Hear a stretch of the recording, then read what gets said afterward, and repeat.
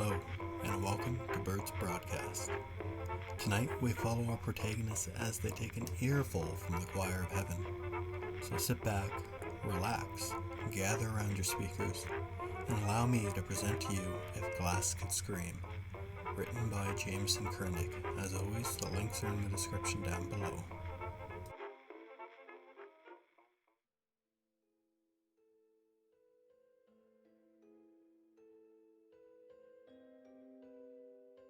Purgatory on Earth read the flyer as it flopped unevenly in the wind, poorly stapled against the wooden post of a power line. It was an interesting title, not exactly an alluring intro phrase most religious recruitment ads used. For what I knew of Purgatory, it wasn't exactly a place most people were itching to get into in a hurry. Still, I was curious enough to see exactly what sort of sales pitch this group had prepared, and I had nothing better to do than wait for the bus to take me back home from work. Are you tired of suffering? Are you tired of feeling guilty? Are you sick of having to confess your sins each and every time you stray from the path? Well, if you could say goodbye to all of that, what if you could purge your sins and all those negative feelings for good? We don't mean when you get to heaven, we mean now, today. Cleanse your soul forever by hearing His voice, the choir of heaven. This will deliver you to peace on earth. Join us. Salvation is waiting. Something was weird about the entire message. On one hand, it seemed like a normal New Age church drawing followers from more than traditional confession-based religions. On the other hand, it was quite the lofty promise that their church could make a person never suffer or feel guilt again. Hearing the voice of God, whom I assume they were referring to, and the choir of heaven just seemed like a fancy ways of telling you they read from the Bible and sung church hymns. In their defense, it couldn't be easy trying to lure people to a startup church. We were on the southeastern United States, after all. You could find churches of every denomination with ease, whether you wanted to or not. At the bottom of their flyer there was only a website, no address or phone number to be found. I figured this was either a very new church or a glorified religious podcast. More like Purgatory on tape, I muttered to myself with a smile, overly amused at my own joke.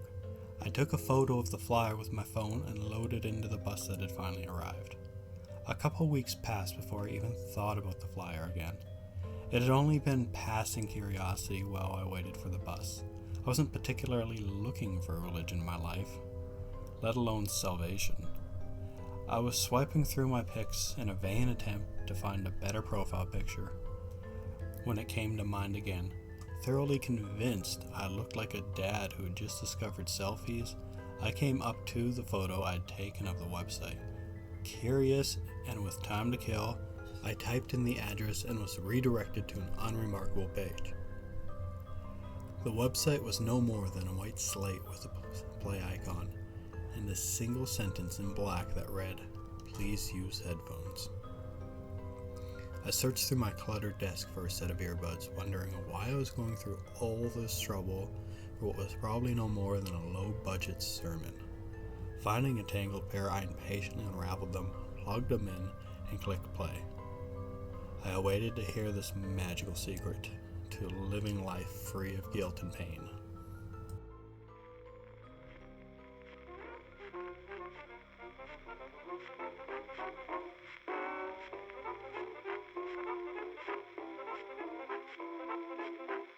Well, dear listeners, what will our brave friend hear? What joys will they find? Stay tuned for the inevitable. But first, a word from our sponsor, Dr. Bones Nail Salon. Are you looking for fancy nails? Do you want your fingers to stand out at a party? Are you interested in the ability to peel the flesh from your adversary? Maybe being able to dig your way out of a grave you were buried alive in? Then come on down to Dr. Bones Nail Salon, where we will replace those boring old nails with something spectacular. Dr. Bones is not responsible for any damage caused to yourself or others by your new nails.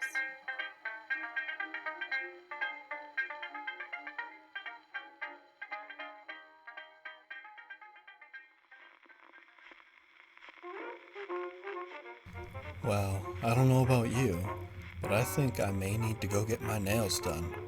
Now, we last left our dear friend getting ready to hear the most joyous choir of heaven.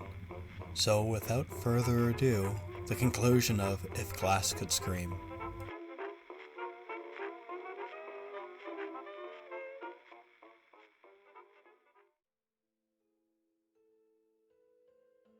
The sound that came through those headphones did not belong to either preacher or church choir.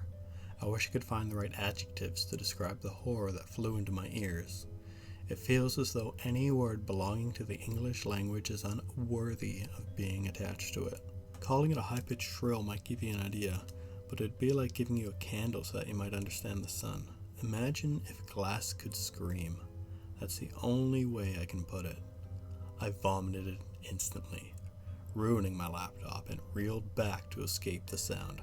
My chair fell back and the earbuds yanked free of me. I came down hard on the ground, my head smashing into thin carpet. I felt nothing. The sound did not stop. I flailed about trying to get to my feet. I could tell I was screaming. I could not hear my own screams or feel them vibrate in my throat. But I knew I was screaming. I stumbled to my desk, grabbing my puke-covered laptop, and ripped out the battery. The sound did not stop. I vomited again. I could not taste it. My confusion was dwarfed by the sound. It burned its way into my mind. My thoughts could not compete with its scream. My legs buckled and I collapsed onto the desk. My entire body trembled. I didn't want to move anymore, as if lying motionless would bring me some comfort. There was none. No sleep ever came, but darkness did. I was blind before sunset. I don't know how many days passed. I only knew the sound, and that it was the reason I lay unmoving in a puddle of my own filth. I wanted the end to come, but the noise drowned out even my desire for death. Then, there was no sound. There was only a voice. I could not understand what it said.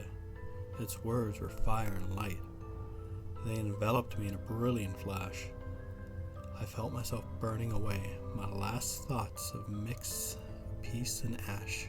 That was 3 days ago. I'm writing this now from a print shop nearest to my apartment. My laptop is unrecoverable. I know you want to know what happened, but I cannot give you any explanation that will satisfy your curiosity.